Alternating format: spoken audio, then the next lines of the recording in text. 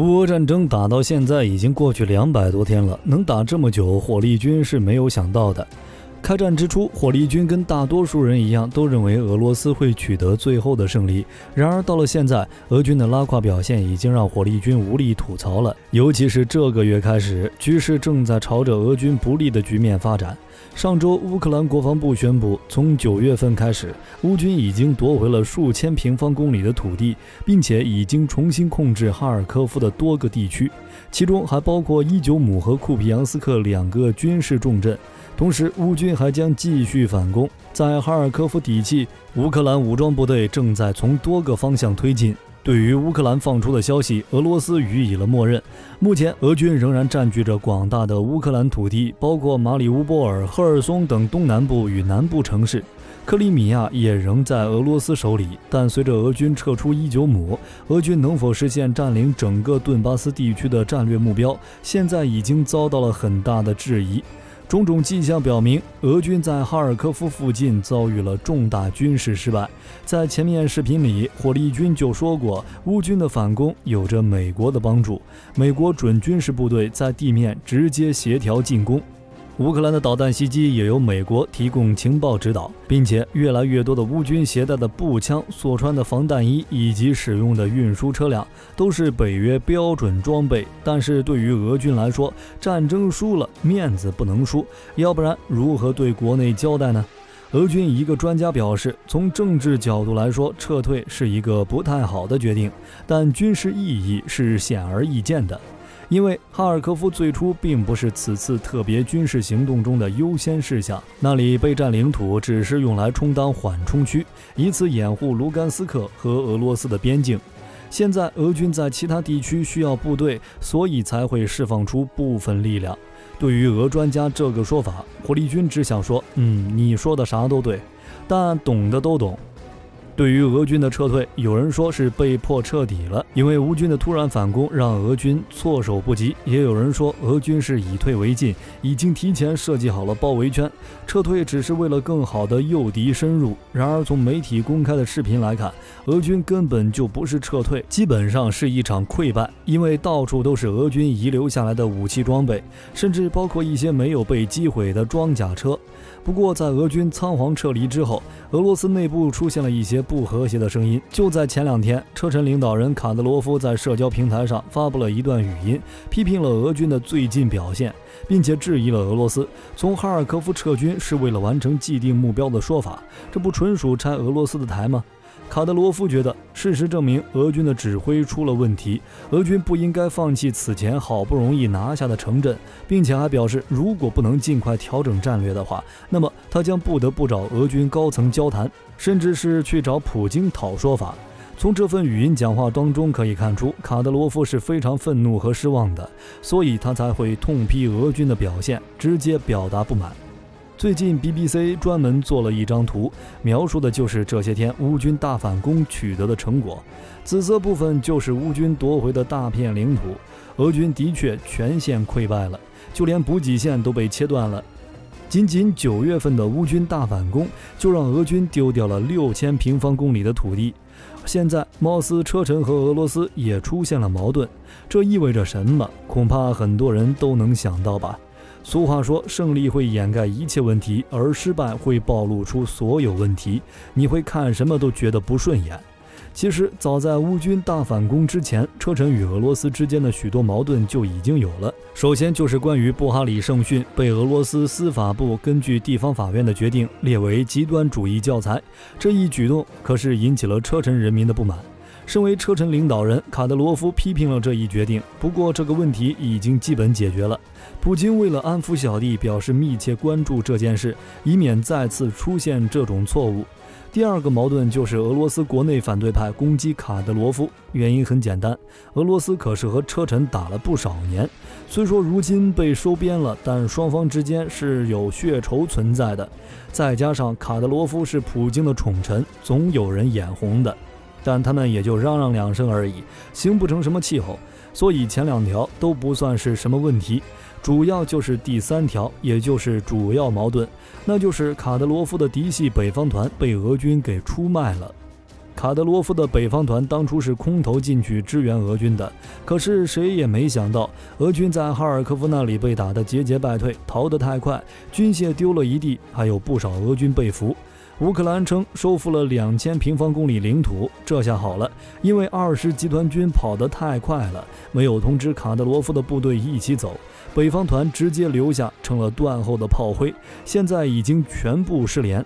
预计损失应该是非常大的。要知道，卡德罗夫手底下的嫡系部队也才8000人，这一下损失1000多人，卡德罗夫肯定是接受不了的。我任劳任怨地为你俄罗斯效力，但得到的不是表彰，而是背叛。1000多人直接被扔在战场上，卡德罗夫肯定要为这群人讨一个公道，要不然其他士兵以后谁还愿意跟他？这已经严重威胁到他的统治基础。俄乌战场的形势已经发生了剧烈变化，而且乌克兰的反攻力度也越来越大，甚至颠覆了所有人的观念。在哈尔科夫方向，乌军不仅向南向东推进，而且也在向北推进，前锋已经抵达俄边界50公里处。为什么打了200多天，乌克兰的武装部队突然变得这么厉害？外媒给出了猜测，那就是美国在背后给乌克兰当军师。美媒曾披露，随着乌克兰在哈尔科夫附近的反攻行动展开，乌克兰与美国的情报部门加强了合作。美国就哈尔科夫附近的反攻向乌克兰提供建议，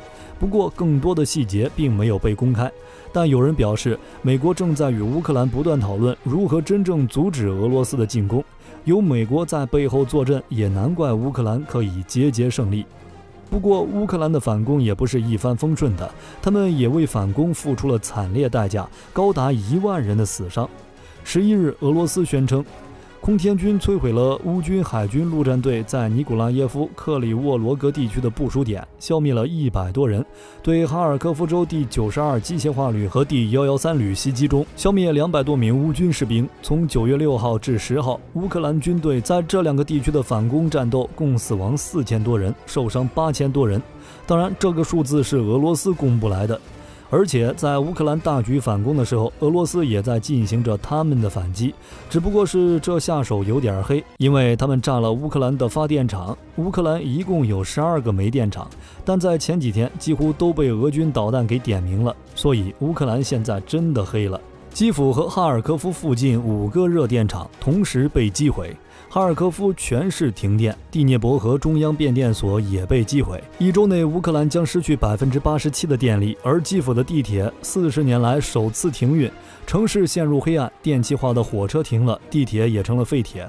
最狠的就是基辅公交车。由于俄军打击乌克兰电网导致的大规模电路短路，很多人觉得俄军为啥炸电厂效率这么高呀？原因很简单，因为这些电厂都是苏联时期建造的，乌克兰独立之后就再也没有建过任何一座电厂，而现有的这些电厂的图纸，俄罗斯手里是有的，自己炸自己建的，那不是像吃饭喝水一样简单吗？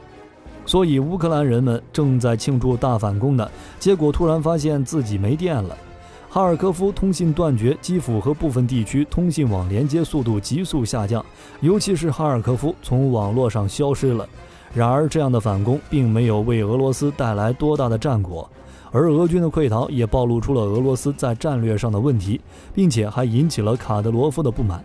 要知道，卡德罗夫一直是普京最忠实的支持者之一，他曾说自己是普京的一个步兵，随时准备为他而死。俄乌冲突爆发后，卡德罗夫第一时间命令车臣精锐开赴乌克兰战场，车臣部队也是第一批进入乌克兰的俄军部队。然而，乌军9月大反攻的成果与俄军撤退的行为让卡德罗夫都看不下去了，所以才会向俄军高层开火。卡德罗夫指出，俄军撤出占领区后的严重后果，失去科比扬斯克和伊久姆等城市，可能对俄罗斯向东部前线阵地运送物资的能力构成重大打击，这将大大削弱俄罗斯对乌克兰东部的控制。为了维护普京的面子，卡德罗夫还暗指普京可能不了解真实情况，不愧是普京忠实小弟。值得注意的是，就在几天前，卡德罗夫曾公开透露自己可能会辞职的消息。至于具体原因，卡德罗夫没有细说，只是称自己在现在的位置上待了太长的时间，是时候得到一个无限期休假了。一系列迹象似乎都在表明，随着战事的持续，卡德罗夫已经开始质疑俄高层的能力了。而他之所以对普京非常忠诚，很大程度上还是因为普京当年指挥俄军打击车臣，几乎占领了车臣全境。换句话来说，卡德罗夫是被普京给打服的。而现在俄军在乌克兰表现如此拉垮，卡德罗夫对普京的看法可能出现了一些改变。不过虽说批评了俄军的战略失误，但从卡德罗夫的录音中还是能看出，目前依然是忠于俄罗斯的。所以卡德罗夫还是放出了狠话，车臣要增兵1万人，收复在哈尔科夫方向上失去的城市，并在不久的将来兵临敖德萨。卡德罗夫在社交媒体上称，在拿下马里乌波尔、北顿涅茨克、西利昌斯克等城市后，车臣精锐部队进行了休整，现在他们已经重回前线，并在9月11日当天，车臣就宣布组建了3个各拥有560名战士的志愿营和一个有1500名战斗人员的特别团，集结了大约3180名战斗人员。这一次车臣增兵顿巴斯肯定是要打巷战了，因为其中很多士兵都是之前参加过特别军事行动的特种部队士兵。对于他们中的大多数车臣士兵来说，这并不是第一次去顿巴斯。从特别行动一开始，车臣部队就积极参与其中，履行指挥部分配给他们的任务。如果车臣真向乌克兰派出如此大量的战士，确实有可能重新控制目前乌军队控制的领土，但车臣问题同样也很突出。卡德罗夫忠于的是普京，而不是俄罗斯这个国家。就算普京还能领导俄罗斯15年，那15年后呢？卡德罗夫还效忠谁，为谁而战？所以俄罗斯在使用车臣军队这个问题上，同样也是非常的头疼。用多了放权了，肯定是有后患的。如果不用的话，兵源又不够，也就意味着普京就需要从大城市征兵。对于城市化率非常高的俄罗斯来说，牺牲一个城市的士兵和牺牲一个偏远地区士兵，影响力是完全不一样的。这也是为什么普京一直没有在城市开展大规模征兵活动的一个主要原因。所以按照如今的情况来说，车臣虽是俄军的强大助力，但同样也是一个不稳定的炸弹。你们觉得车臣会不会反水？乌克兰的反攻能持续多久？而俄罗斯有没有能力继续反攻呢？欢迎评论区讨论一下。我是火力军，咱们下期再见。